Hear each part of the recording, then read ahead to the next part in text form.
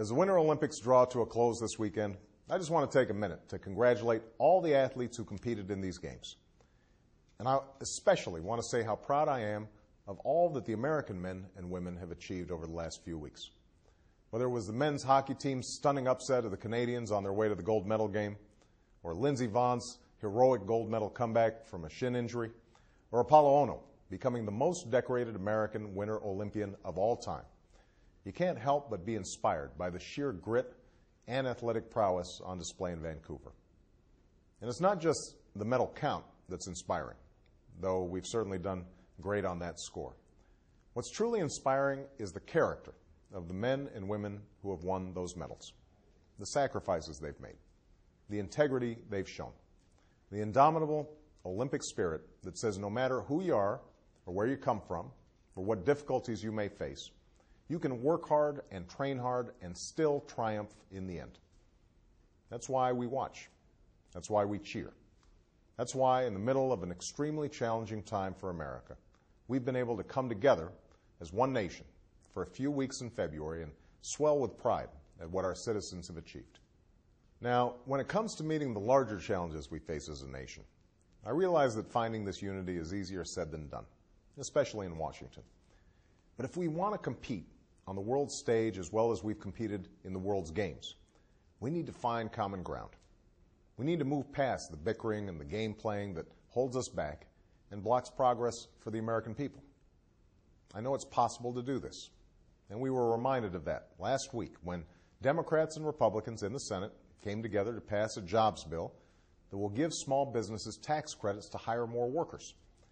We also saw it when Democrats and Republicans in the House came together to pass a bill that would force insurance companies to abide by common sense rules that prevent price fixing and the other practices that drive up healthcare costs.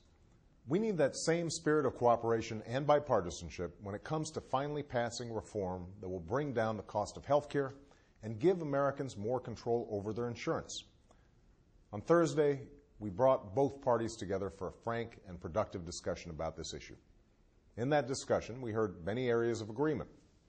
Both sides agreed that the rising cost of healthcare is a serious problem that plagues families, small businesses, and our federal budget. Many on both sides agreed that we should give small businesses and individuals the ability to participate in a new insurance marketplace, which members of Congress would also use, that would allow them to pool their purchasing power and get a better deal from insurance companies. And I heard some ideas from our Republican friends that I believe are very worthy of consideration. But still, there were differences. We disagreed over whether insurance companies should be held accountable when they deny people care or arbitrarily raise premiums. I believe they should. We disagreed over giving tax credits to small businesses and individuals that would make healthcare affordable for those who don't have it. This would be the largest middle-class tax cut for healthcare in history, and I believe we should do it. And while we agreed that Americans with pre-existing conditions should be able to get coverage, we disagreed on how to do that. Some of these disagreements we may be able to resolve. Some we may not. And no final bill will include everything that everyone wants. That's what compromise is.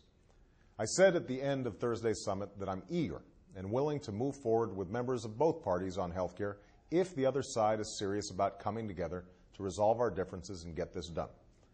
But I also believe that we can't lose the opportunity to meet this challenge. The tens of millions of men and women who can't afford their health insurance, they can't wait another generation for us to act. Small businesses can't wait. Americans with pre-existing conditions can't wait. State and federal budgets can't sustain these rising costs. It's time for us to come together. It's time for us to act.